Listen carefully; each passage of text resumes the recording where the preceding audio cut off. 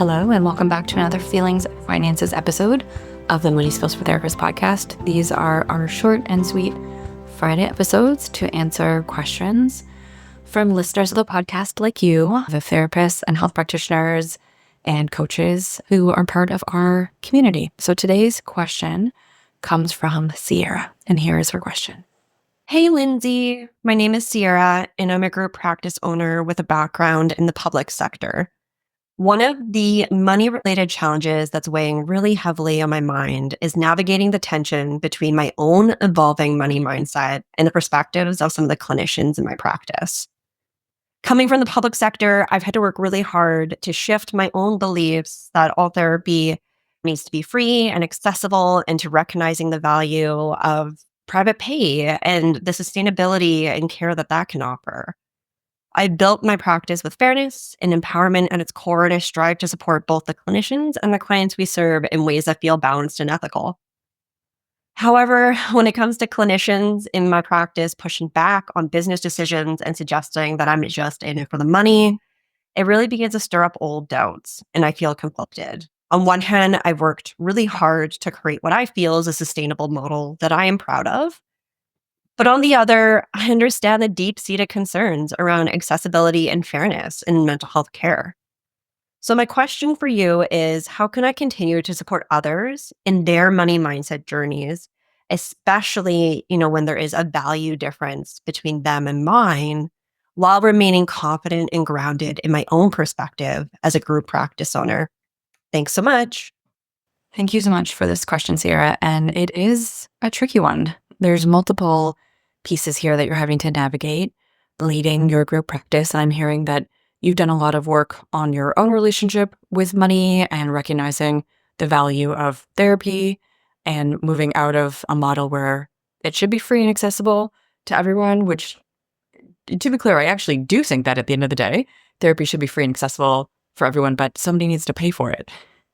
So in the absence of government actually paying for healthcare for the folks who live in a country, like the country of Canada, for instance, does pay doctors for healthcare. In the absence of that, money has to come from somewhere. Thinking about your question, there's a couple things that come to mind for me. The first is about your role as a group practice leader, as a leader and a boss and a coach for your own team members. So the first thing that I'm thinking about is, if your team members are really grappling with their own ethical questions around accessibility, and maybe they're pushing back on you, they're making this about you and projecting onto you in terms of you running the business, that you're all about money, I would look at how can you explore your team members in digging into their own beliefs and their own internal conflict around money, and take it out of something that, because it's kind of abstract or not explored, they can project onto you. I know in my own team, we have regular one-on-one meetings. You might be meeting with your own team one-on-one, or they might have a clinical supervisor, depending on the size of your practice. But this is something that could be actually explored with your team members as an area where they could be supported. Because if they are looking to be accessible and charge lower fees, maybe it's really important that they stay on insurance, or they want to have sliding scale available or pro bono, depending on how your practice is set up, chances are that is actually going to be impacting their income. If you have any kind of split or set wage that is going to be in relation to, the fee that is collected for them, that will be impacting how much they are getting paid. So I would explore with them, or have your clinical supervisor explore with them, what are their financial needs? What do they actually need to be well financially? What do they need to be able to send their kiddos to school, to take care of their basic everyday needs, to have financial security, to be able to save for their futures? It doesn't mean necessarily getting to the numbers, but recognizing that they do have financial needs. And then how do they balance that as a clinician with their desire to be accessible, right? Is there actually, for your specific clinicians, a sweet spot there around them being able to see half folks on insurance, half out of pocket, and that helps them to meet their own accessibility standards, right? But also get their financial needs met? Or is it that when they take time to really look at their own financial needs, their financial needs are actually in conflict with them being able to work on insurance. Within each of your clinicians, there's their own relationship with money and their own internal conflict and their own conflict that they'll have, which would be much like yours and mine and everyone else who has had to sit down and really do this work. It's just the conflict between our own needs and our own desires and wants to have a life that is safe and fulfilling and allows us to actually enjoy our lives and take care of the people that we love, and balancing that with being accessible, right? And helping other folks and having them access therapy, right? So that internal conflict that you have worked to overcome, they are also experiencing that internal conflict. And with you being the leader of your practice, you are going to be an easy target to project their own internal conflict and feelings about money onto. It's easy when you are in a position of leadership to be made into an object upon which all of those feelings can be projected. That if you are, charging enough that the business is stable and profitable, that you are doing something wrong. But really, this is about your clinician's own relationships with money. So that's the first thing that I would think about is how can you or your team members support your clinicians in starting to clarify their own relationship with money and their own needs and making sure that they're setting up their own caseload and their own schedule so that they're okay. And yet they're also able to do the work that they love to do, right? What does that look like for each of them? So I would start with that. That's my first thought.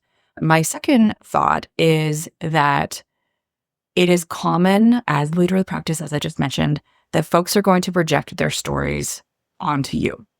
Part of that is that you are the one who's actually running the business side of things, and you're the one who has to see the numbers and make those tough decisions around, okay, we can provide this, but we can't provide that because for everybody to get paid and for the bills to get paid and for you to get paid as a financial leader for all your time running the business, every dollar that comes in the business has a lot of jobs to do. And you see that because you're the one who's sitting down with the numbers. You're the one who sees when the bank account gets low.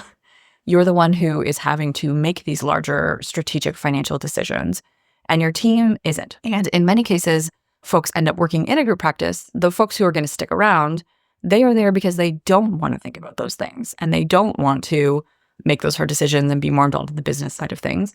They want to focus more on the clinical side of the work. I've noticed over the years, it took a while for some of my friends and peers in group practice to start to realize the folks who want to work with me long-term, they're not actually entrepreneurial. They're not folks who necessarily are going to be as driven and as ambitious and as willing to do the kind of parts of things as the person who chooses to lead the practices. You often end up with kind of different types of personalities. So for those folks who are working for you, who might be people who never want to run their own practice, who don't want to have to deal with the unpleasant side of the business and the money, part of it is thinking about then how do you support them in having their needs met to make it a positive workplace so that they are able to show up and do what they love to do and see their clients and have their own financial needs met enough, but also so that they understand that there are business things and there's bigger decisions being made that are being taken care of for them. The folks who are going to stick around are working for you because they don't want to work for themselves, right? So there is a piece there of recognizing maybe a different kind of personality, a different kind of motivation between you and your team members and thinking about how do you help to meet their needs? How do you address the fact that there are these bigger pieces to the business. There are these business pieces that we are taking care of. That is one of the great things about you being here with us is we are taking care of these financial pieces. We're taking care of supplying the toilet paper, doing the advertising, taking care of the administration, and making sure that folks are really feeling cared for in that way so that they can focus in on their clinical work, because they're possibly the types of folks who are never going to want to actually have to make these really hard decisions in the big picture. So there's a couple different ideas there that I'm talking about. But to recap, the first is to look at how do you support your team members to work on their own relationships with money so they stop projecting onto you. And then how do you take care of them so that their needs are being met, so that the reason that they're there, which is that they don't want to deal with the money, is being taken care of and they're able to just show up and be great clinicians, right? And that's about creating a positive workplace as a group practice owner. These are all things that we dig into and explore in Money Skills for Group Practice Owners because it's a vast and complex world, as you know, Cierra, and it sounds like you've done a great job of building a practice that you are proud of. But I think recognizing that this is your clinician's own stuff and then taking care of the needs that you can take care of is going to go a long way. The final thing in this equation, of course, is your own groundedness in the decisions that you have made, right? And how do you keep that kind of emotion and doubt and noise and internal conflict that belongs to your team members? How do you keep that from undermining you and the decisions that you've made? And it sounds like you've been very thoughtful and intentional in building a practice that is values aligned and in valuing your own work. And you've probably done that work of having to really accept your own financial needs and the financial reality that we live in. And so my question is, how do you surround yourself then with people who also are in the same place as you, right? Who get what you're going through, other group practice leaders who've made similar choices and have done that hard work and have landed in the same place as you, surrounding yourself with that community of people who love to lead and are happy to do the business side of things and therefore have also put themselves in the position of being group practice owners. That's one of the things that's really nice about courses like mine, Many Skills Group Practice Owners, and other group practice courses is you do get to be in the company of other folks who can remind you and reassure you that like, no, you have made these decisions for a reason. We have reasons for a reason. Even if our teams don't understand, it doesn't mean that you're making the wrong decision. So surrounding yourself with a tribe of folks who get you would be the first thing that I would think about with that. And then the second thing would be just really taking care of yourself, right? Making sure that your needs are being met emotionally so that you can ground and center back in yourself, whether that's giving yourself enough time off, nurturing yourself in other ways, like having time to be out of work and out of the noise, the cacophony of personalities and emotions that come when we have a bigger business and there's just a lot of people going on. Just making sure that you're really taking the time to ground back in yourself, ground in what you know, so you can show up and be a leader because you are bringing something different to the table than your team members are, and recognizing that your personalities and needs are different is going to be helpful in being able to take care of them without having their questions and their internal conflicts undermining you and where you are and what conclusions you've come to in your own money work. So thank you so much, Cierra, for your question. It's a great one. It's something we can probably talk about for hours, but those are my initial thoughts at keeping yourself grounded in the decisions that you've made. If you, like Cierra, have a question that you'd like me to dig into on an episode of Feelings and Finances, all you need to do is click on the link in the show notes. It will take you over to our podcast page. You will see a little widget, super simple, that just says record a question for Linzy or something very similar to that. All you need to do is press record, share your name, share a little bit of context, and share your question. And I would be happy to answer it on a future episode of Feelings and Finances. Thank you so much for joining me today.